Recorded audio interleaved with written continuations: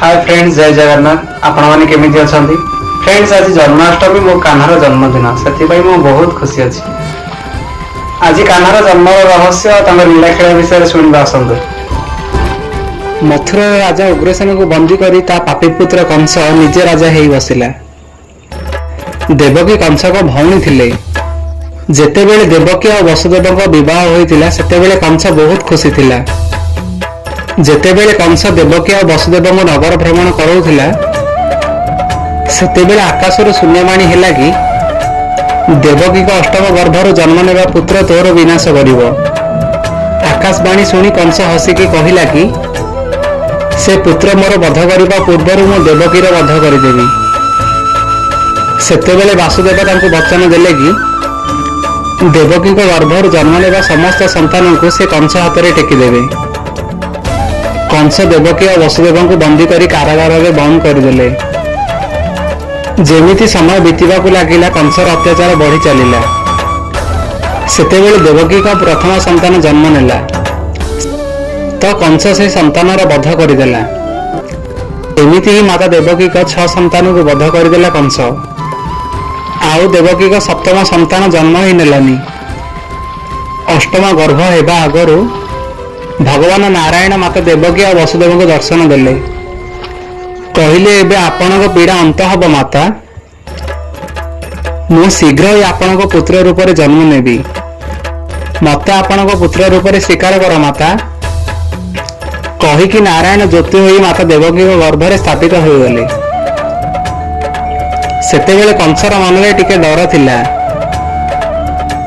तापरे भाद्रव मास अष्टमी राति 12टा बेले भगवान कृष्ण जन्म नेले।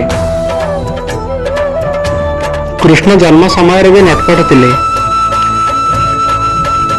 मामा कंस को तांका जन्म विषय जना पड़ी जीवो, सेथिबाई से जन्म समय टिके कांदी भी नथिले। वासुदेव भाबिले कि कृष्ण जदि एठी रहिबो कंस तांको मारिबा को निश्चय प्रयास करिवो। सेथिबाई से तांको मित्र राजा नंद को घरे छाड़ीबा को भाबिले। सी भाबुथिले कि कारागार आपे आपे खोलीगला। हाउ सब सैनिक मूर्छित हो गले। कृष्ण गोटे टोकेरे शुआई कि वासुदेव राजा नंद को घरे छाड़ीबा को बाहरी गले।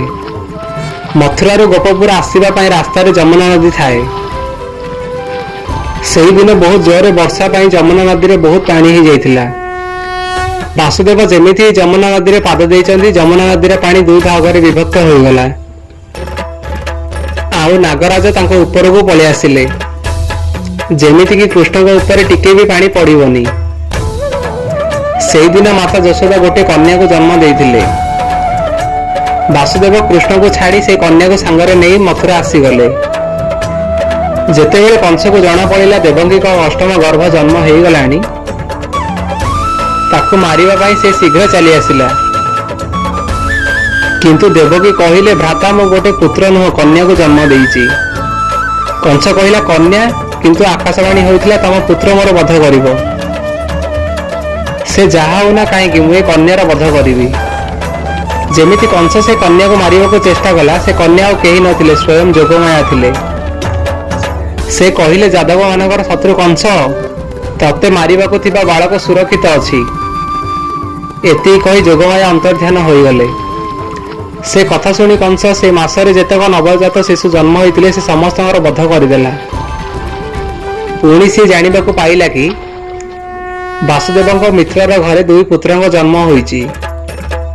से दुई पुत्रଙ୍କୁ मारिबा पई से बहुत राक्षस पठेइला। एमिति किछि वर्ष बीती गला। जमुना रे कालिया नामक बहुत बड़ विषधारी नाग थिला। सेही कारणରୁ जमुना नदीर पानी विषमय हो जाइथिला।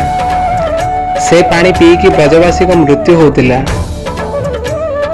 बालगोपाल 8 वर्षर बयस रे खेल खेल रे कालिया नाग को पराजित करथिले।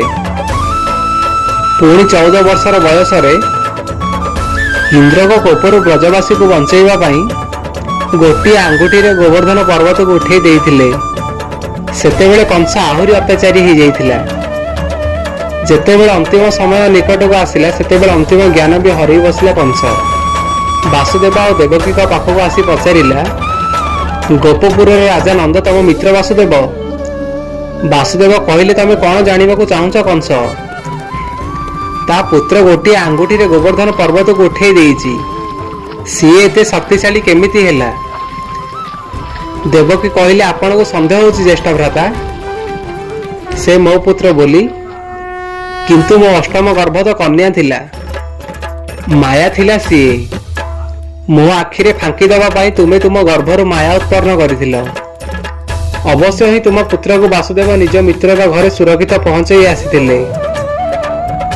ନାଇଁ ଜ୍ୟେଷ୍ଠ ଭ୍ରାତା, ସେ ମାସ ଭିତରେ ଯେତେକ ନବଜାତ ଶିଶୁ ଜନ୍ମ ହୋଇଥିଲେ ସେ ସମସ୍ତଙ୍କର ବଧ କରିଦେଇଥିଲେ ଆପଣ। ତାହେଲେ ମୋ ପୁତ୍ର ସୁରକ୍ଷିତ କେମିତି ରହିବ? ବାସୁଦେବ କହିଲେ, ଶାନ୍ତ ହୋଇଯାଉ ଦେବକୀ। ଏବେ ସମୟ ଆସିଯାଇଛି କଂସ ତା ମୃତ୍ୟୁ ପାଇଁ ପ୍ରସ୍ତୁତ ହେବ। ତମେ ଜାଣିବାକୁ ଚାହୁଁଛ ନା ସିଏ କିଏ ବୋଲି? ଶୁଣ କଂସ, ତମେ ଯେଉଁ ରାକ୍ଷସ ମାନଙ୍କୁ ପଠେଇଥିଲ ସେ ସମସ୍ତଙ୍କର ବଧ ହୋଇଛି। ତାପରେ ବି ତମେ ଜାଣିପାରିଲନି? ସର୍ବପ୍ରଥମେ ଦେବକୀର ସପ୍ତମ ଗର୍ଭ ବିଷୟରେ ତମକୁ କହିଦିଏ। ଦେବକୀର ସପ୍ତମ ଗର୍ଭ ସପ୍ତମ ମାସେ ଦେବତା ମାନେ ମୋ ଅନ୍ୟ ପତ୍ନୀ ରୋହିଣୀର ଗର୍ଭରେ ସ୍ଥାପନ କରିଦେଇଥିଲେ। ତା ନାମ ଶଙ୍କର୍ଷଣ। ବଳବାନ ହେବା କାରଣରେ ବଳରାମ ନାମରେ କ୍ଷତ ଅର୍ଜନ କରିଛି ସିଏ। ସେ ମୋ ମିତ୍ର ନନ୍ଦର ଘରେ ସୁରକ୍ଷିତ ଅଛି। ଆଉ ମୋ ଅଷ୍ଟମ ପୁତ୍ରର ନାମ ହେଉଛି କୃଷ୍ଣ। ନନ୍ଦ ନନ୍ଦନ କୃଷ୍ଣ, ଯିଏ କାଳିଆ ନାଗକୁ ପରାଜିତ କରିଛି। ଆଉ ଗୋଟିଏ ଆଙ୍ଗୁଠିରେ ଗୋବର୍ଦ୍ଧନ ପର୍ବତକୁ ଧାରଣ କରିଛି। କଂସ ହସିକି କହିଲା, ମୂର୍ଖ ତୁମେ ବାସୁଦେବ। ମୁଁ ଅତି ଶୀଘ୍ର ତୁମ ଦୁଇ ପୁତ୍ରକୁ ମଥୁରା ଆସିବା ପାଇଁ ବାଧ୍ୟ କରିବି। ଆଉ ତମ ଆଖି ସାମ୍ନାରେ ସେ ଦୁଇ ଜଣଙ୍କର ବଧ କରିବି। ଏହାପରେ କଂସର ଦୂତ ଅକ୍ରୂର ବୃନ୍ଦାବନ ଯାଇ କୃଷ୍ଣ ବଳରାମକୁ ମଥୁରା ନେଇ ଆସିଲା। ଅହଙ୍କାରୀ କଂସ କୃଷ୍ଣଙ୍କୁ ମଳଯୁଦ୍ଧ ପାଇଁ ଆହ୍ୱାନ ଦେଲା। ଶେଷରେ ମଳଯୁଦ୍ଧରେ କଂସର ବଧ ହେଲା। ଭଗବାନ କଂସକୁ ଦର୍ଶନ ଦେଲେ। ଫ୍ରେଣ୍ଡସ୍, ଅହଙ୍କାର ଆମକୁ କୋଉଠି ନେଇ କୋଉଠି ପହଞ୍ଚାଇ ଦିଏ ଆମେ ନିଜେ ବି ଜାଣିପାରୁନା। ସେଥିପାଇଁ ନିଜକୁ ସବୁବେଳେ ନିୟନ୍ତ୍ରଣରେ ରଖନ୍ତୁ। ସମସ୍ତେ ଭଲ ରୁହନ୍ତୁ, ସୁସ୍ଥ ରୁହନ୍ତୁ, ସାବଧାନରେ ରୁହନ୍ତୁ। ଜୟ ଜଗନ୍ନାଥ।